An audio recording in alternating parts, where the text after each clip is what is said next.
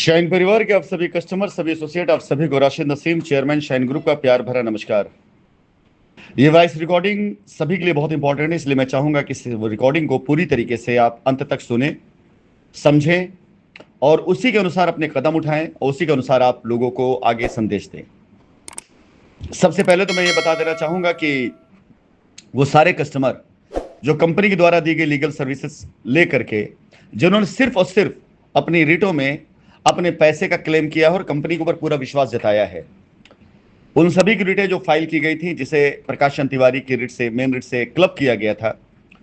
उन सभी रिटों को लेकर के कंपनी अब सीधा सुप्रीम कोर्ट जा रही है। हम इससे कोई समय नहीं लेंगे ज्यादा। आगामी 4 से 5 दिनों के अंदर सुप्रीम कोर्ट ये रिट लेकर हम जाने वाले हैं,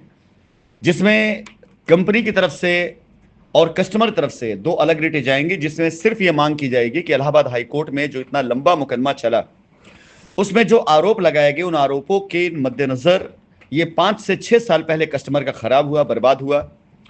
सिर्फ मात्र 500-550 कस्टमर के द्वारा की गई एफआईआरों के आधार पर कंपनी पे झूठे आरोपों की झड़ी लगाई गई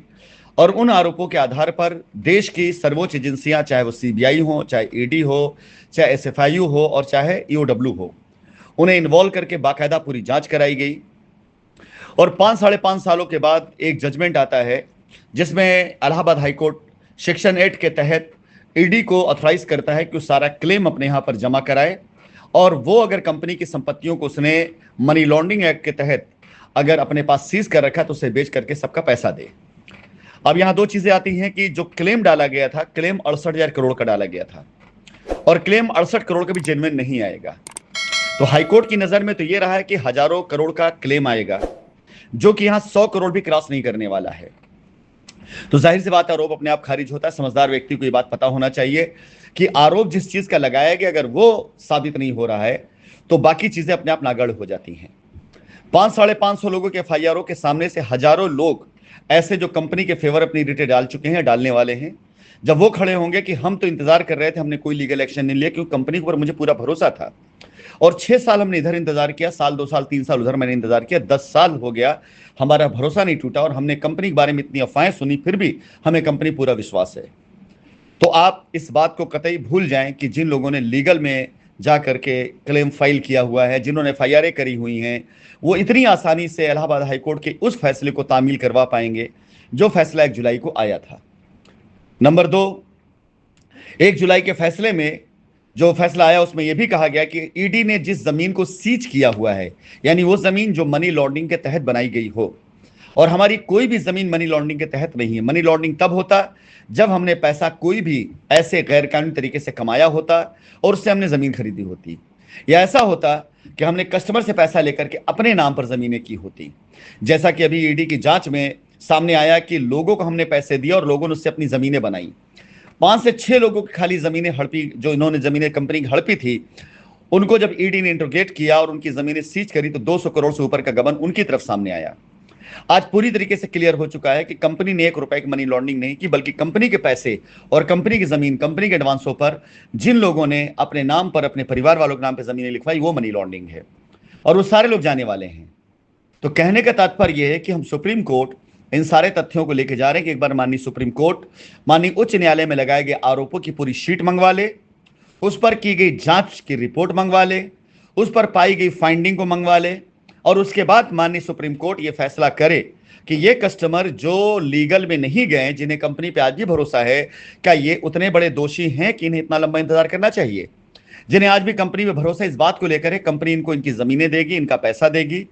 जिन्हें इस बात पे भरोसा है कंपनी बेईमान नहीं है और कंपनी जिनसे लगातार संपर्क में है और कंपनी लगातार कह रही है कि हम बेईमान नहीं हैं, हम चोर नहीं हैं, हम भगोड़े नहीं हैं, हम आपका पैसा आपको वापस कर सकते हैं। चलो, आज हमारी जमीनों को ईडी ने सीज कर रखा है, माननीय उच्च न्यायालय के आदेश के अनुसार हम अपनी जमीन, अपने पैसे को छू नहीं सकते हैं, तो हम अपने सामर्थ्य से आपको पूरा कर रहे हैं। तो क्या ये कस्टमर, इनका क्या कसूर है, इनका क्या दोष है, इन्होंने कौन सा ऐसा गुनाह किया हुआ है जो पिछले 10 सालों से ये मात्र कानून पर, कंपनी पर भरोसा करते हुए आज तक इंतजार कर रहे हैं और इन्होंने कोई झूठा आरोप नहीं लगाया?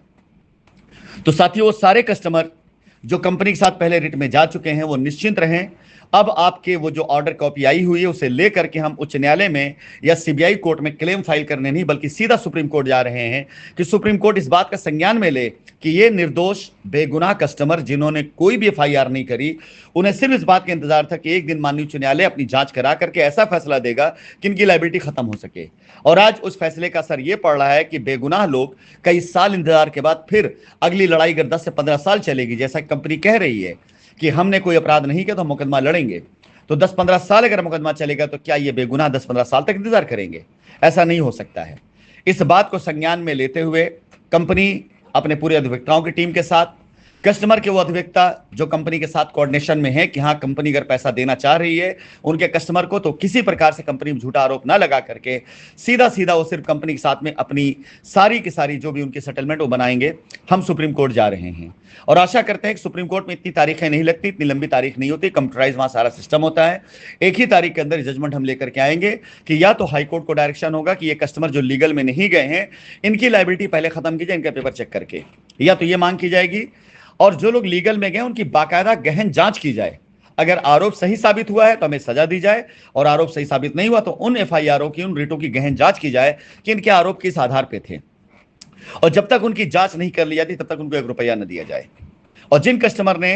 इस तरह की अपनी रिटें डाली हैं, जो ऑर्डर आने के बाद, क्लेम का जब ऑर्डर आ चुका उसका जो उन्होंने क्लेम फाइल किया है और जिसमें उन्होंने बाकायदा लिखा हुआ है कि वो किसी भी प्रकार की लीगल एक्टिविटी में नहीं गए हैं, उनका क्लेम जल्द से जल्द दिया जाए। चाहे वो ईडी दे, चाहे सुप्रीम कोर्ट दे, चाहे हाई कोर्ट दे, चाहे स्पेशल कोर्ट दे, चाहे कंपनी दे, बस उनको उनका पैसा मिलना चाहिए किसी भी तरीके से। और अगर वो नहीं दे सकते हैं तो हमें ऑर्डर करें, हम अपने पास अपने सामर्थ्य से इतना रखते हैं मजबूती कि अपने कस्टमर्स की जो हमारे साथ खड़े हैं उनकी लायबिलिटी खत्म कर सकते हैं। अब आती है बात नंबर 2, वो कस्टमर जो मुझे मेल कर चुके हैं उन तक मेरी कॉल्स जाएंगी, लगातार कॉल जाएंगी। हमने कुछ लीगल ऐसे रास्ते बना रखे हैं, अगर आपस कॉल नहीं भी गई है तो आप टेंशन ना ले, आपकी मेल आना अहम है। आपकी मेल अगर आ चुकी है तो आप चिंतित ना हो कतई भी, किसी भी हाल में। आपकी लायबिलिटी उतारना हमारी जिम्मेदारी, बस शर्त यह है कि 2019 बाद अगर आपकी रजिस्ट्री है तो अपनी मेल में जरूर मेंशन करें कि आपने रजिस्ट्री 2019 बाद करा रखी है। आपने एसोसिएट अकाउंट पैसा दे रखा है तो जरूर मेंशन करें कि आपने पैसा एसोसिएट अकाउंट में दे रखा है, और आप लीगल में नहीं गए हैं। ये सारी चीजें आप जरूर मेंशन करें अपनी मेल में आगे से, ताकि मेरा काम, मेरा लोड कम हो और मैं आपसे डायरेक्ट बात करके आपको लखनऊ भेज सकूं। और अब आगे से आपकी भेजी गई मेल पर रिप्लाई जाएगा, जिनसे मेरी बात होगी उन पर अप्रूव लिख के जाएगा, और वो अप्रूव का जो मेल होगा वो लेकर जब आप जाएंगे लखनऊ, तभी वहां पर अधिवक्ता आपको एंटरटेन करेंगे। तो ये वॉइस नोट आपको सर्कुलेट होने के 1 घंटे के बाद लगातार आप लोगों के पास कॉल आनी शुरू हो जाएगी, और मेरा लक्ष्य है कि अगले 4 दिनों के अंदर तकरीबन 150 से 200 नए लोगों से बात करके मैं आप लोगों को निश्चिंत करूं कि आपकी लायबिलिटी उतरने वाली है। धन्यवाद।